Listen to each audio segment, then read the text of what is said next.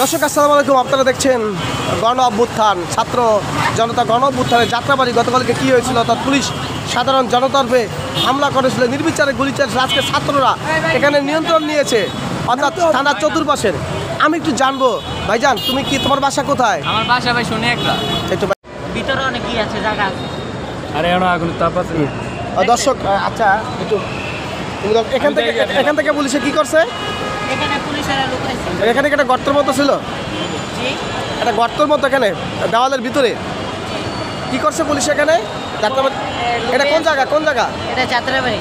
মানে কিভাবে গুলিগুলো করছে একটু বলো তো তুমি। মানে গুলিগুলো করছে এমন ভাবে গুলি করছে। তুমি ছিলা এখানে? জি। তুমি ছাত্র না? আচ্ছা বলো একটু। এই যেমন ধরে গুলি করছে, মনে করেন এখন আমার কাছে আছে, মনে করেন ভিডিও আছে? হ্যাঁ, বুলেট আছে।